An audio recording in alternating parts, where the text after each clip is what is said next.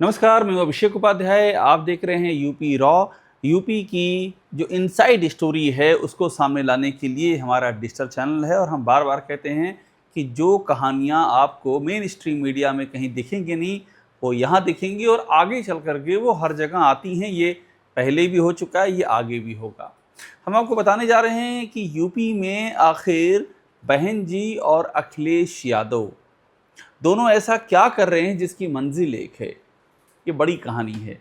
बहन जी का उनकी जो पूरी राजनीतिक यात्रा है उसका एक लक्ष्य है।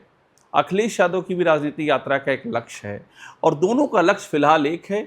लक्ष्य ये है कि 2027 में सत्ता पा लेना है। अब फर्क कितना है, 1 और 10 साल का अंतर है। 17 से 27 अखिलेश यादव सत्ता से बाहर हैं और दूसरी ओर 2007 में सरकार आई थी बहन जी की अपने दम पर और ये चल रहा है 2027 आने वाला है।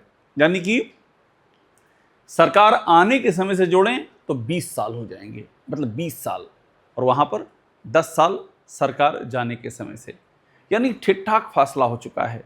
और इतना लंबा फासला पॉलिटिक्स में जब हो जाता है तो फिर बड़ी अर्जेंसी क्रिएट होती है।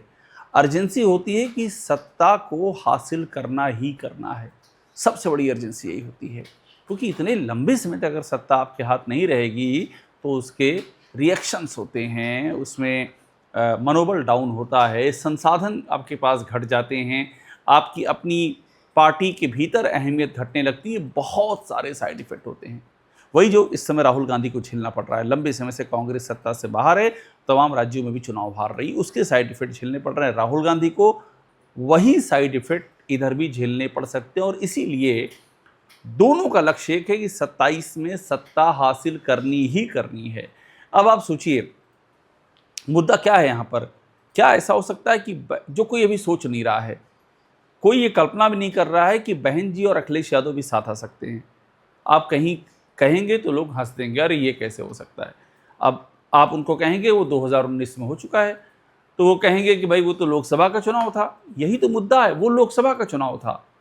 लोकसभा के चुनाव में जब अखिलेश यादव और बहन जी एक हो गए लोकसभा के चुनाव में, और उससे हुआ क्या, उस दौर में 15 सीटें तो आईं, 15 सीटें आईं उस दौर में, यानी कि 2019 में।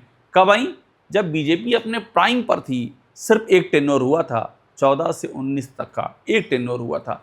प्राइम पर लोकप्रियता थी बीजेपी की उस ज़माने में, और उसके बाद भी 15 सीटें आईं और वहाँ से अगली यात्रा जब शुरू हुई 2019 से 2024, तो बीजेपी की लोकप्रियता भी डाउन होती गई। यूपी में तो विशेषकर डाउन हो गई, इतनी डाउन हो गई कि अलग अलग लड़े बहन जी और अखिलेश यादव 2024 में।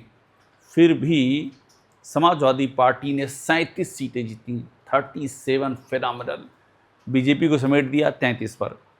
अब आप कल्पना कीजिए कुछ देर के लिए, अगर यहाँ पर अखिलेश यादव और बहन जी साथ लड़े होते इस लोकसभा के चुनाव में, तो ये भी हो सकता था कि बीजेपी सरकार न बना पाती, केंद्र में एनडीए की सरकार नहीं बनती, ये हो सकता था। 37 सीटें आ गई अखिलेश यादव की और 6 सीटें आ गई कांग्रेस की, 43 सीटें हो गई। आप सोचिए अगर कांग्रेस की जगह अलायंस हुआ होता बीएसपी से तो क्या होता। अगर 37 सीटें अखिलेश यादव ला सकते हैं इस सूरत में, तो बीएसपी कितना ला सकती थी, ये आप खुद सोचिएगा। और अगर ये दोनों ऐसा इक्वल परफॉर्म करते तो फिर तो सारे इक्वेशन चेंज हो जाते, फिर तो केंद्र में सारा समीकरण पलट जाता, फिर तो कोई गठबंधन की सरकार आती या बीजेपी भी कहीं ना कहीं से, एनडीए अपने दम पर भी सत्ता नहीं पा पाता, फिर कहीं तोड़फोड़ होती।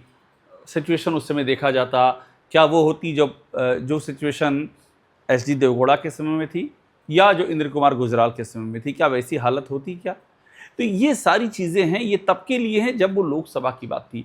जब आप इस समीकरण को लाते हैं विधानसभा में तो क्या होता है, विधानसभा में स्थितियां बदल जाती हैं। इसलिए बदल जाती हैं क्योंकि मामले बहुत लोकल होते हैं। अब सोचिए जब 33 सीटें बीजेपी की आईं, उन 33 सीटों में भी आप ये मानिए कि एक बड़ा चंक उन लोगों का भी था जो कि बीजेपी को यूपी में पसंद नहीं कर रहे थे। लेकिन केंद्र में उनके पास कोई विकल्प नहीं था तो उन्होंने बीजेपी को वोट दे दिया। अब अगर ये मामला उत्तर प्रदेश का होगा तो वही लोग जो बीजेपी को वहां पसंद नहीं कर रहे थे वो यहां पर, जब यूपी का मामला आएगा, माफ कीजिएगा, वो वहां पर जो लोग कोई विकल्प न होने के नाते बीजेपी को वोट दे रहे थे, यहां पर वो लोग भी हट सकते हैं और वोट दे सकते हैं इस नए गठबंधन को। मुझे नहीं पता कि ये गठबंधन हो ही जाएगा, और मैं ये भी नहीं कह रहा हूं कि नहीं भी होगा, क्योंकि पॉलिटिक्स है, पॉलिटिक्स खांटी संभावनाओं का खेल है।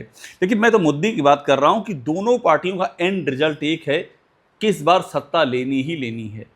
और मैंने आपको बताया कि अगर इस बार सत्ता नहीं आई तो उसका परिणाम क्या हो सकता है। बीएसपी के लिए 2007 के बाद 27-20 साल का सूखा, और उनके लिए समाजवादी पार्टी के लिए 17 से 27 10 साल का। आप बीएसपी के लिए गिनना चाहें आप 2012 से भी गिन सकते हैं, 5 साल घटा देंगे तो 15 साल हो जाएगा, 2012 से 27 तक गिनेंगे 15 साल भी। लेकिन बहुत बड़ी ये समयावधि होती है, इतना लंबे समय तक आप सत्ता से बाहर रहें और किसी और राज्य में भी आपकी सत्ता ना हो। बीएसपी का तो आज की तारीख में लोकसभा में भी एक विधायक नहीं है, और यूपी की विधानसभा में सिर्फ एक विधायक है, और कहीं बीएसपी ताकतवर हालत में रह नहीं गई है, पूरे देश में नहीं रह गई है। समाजवादी पार्टी का सारा स्टेक्स जो है वो उत्तर प्रदेश में है। इसलिए आप अगर यहाँ से डिससेटल होते हैं, यानी कि अगर यहाँ से आपका जो जड़ है वो कमज़ोर होती है, तो इसका मतलब ये है कि फिर जड़ कटने की भी नौबत आ सकती है। अब मुद्दे की बात एक और है, वो है यूपी के इस समय के हालात कैसे हैं। ऐसा माना जा रहा है कि ये स्वर्णिम काल है विपक्ष का उत्तर प्रदेश में। बीजेपी जितने बुरे दौर में आज यूपी में है, उतने बुरे दौर में कभी रही नहीं है 2014 के बाद से। ख़ास तौर पर जब से मोदी का उभार हुआ है, तब से इतनी दुर्दशा बीजेपी की नहीं हुई जितनी इस वक्त है। तो इस एक थ्योरी ये भी है कि आपस के वोट क्यों बांटे जाएं। जब ये तय है कि एक धक्का और मारना है और ये सरकार जा सकती है, तो आपस में क्यों लड़ दिया जाए। और अल्टीमेटली अगर सरकार आती है तो ये सबको समझ में आ चुका है कि पावर शेयरिंग कैसे करनी है। पावर शेयरिंग अब कोई बड़ा मुद्दा रह नहीं गया है। आप अभी साउथ में देखिए किस तरह से साउथ में विजय ने अपनी सरकार बनाई।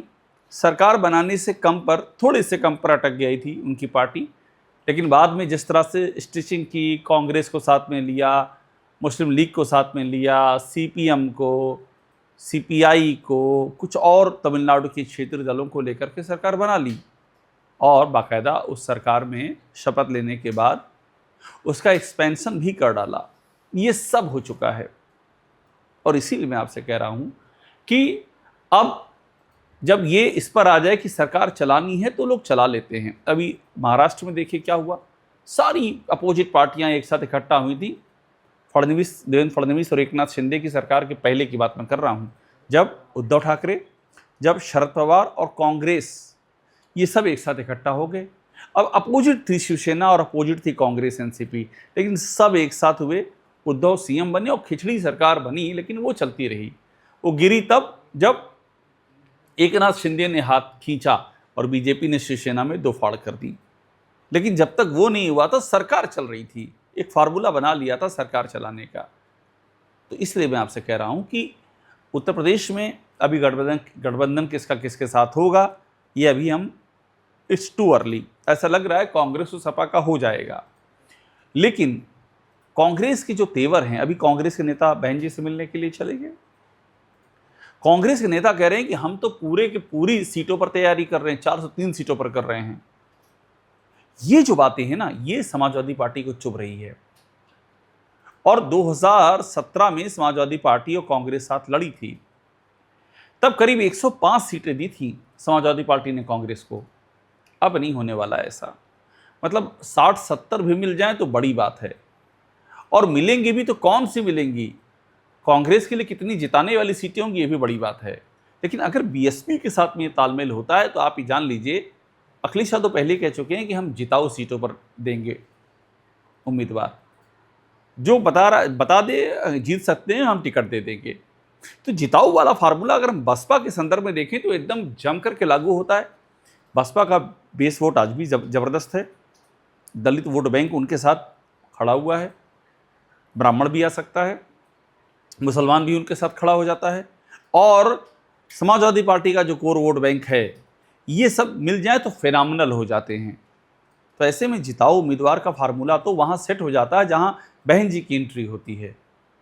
तो क्या ये माना जाए कि ये एक लक्ष्य सत्ता में आना है, दोनों का एक लक्ष्य है। इस लिहाज से ये एक बड़ा बदलाव हो सकता है, एक बड़ा गठबंधन हो सकता है, और क्या यूपी का सियासी नक्शा पलट सकता है क्या? मैं फिर कह रहा हूँ, अभी ऐसा कुछ हुआ नहीं है, लेकिन हम बात कर रहे हैं संभावनाओं की, और इसलिए कर रहे हैं क्योंकि मकसद एक है, दोनों का एक लक्ष्य है, और समय बहुत ही निकट है और समय बड़ा ही विकट है। इस बार जड़ें बचानी है, इसलिए राजनीति पर ध्यान रखिएगा। अगर राजनीति का ऊंट इस करवट बदल ले तो हैरान मत होइएगा। यूपी रॉक को देखते रहिए, लाइक कीजिए, सब्सक्राइब आप ज़रूर कर लीजिएगा।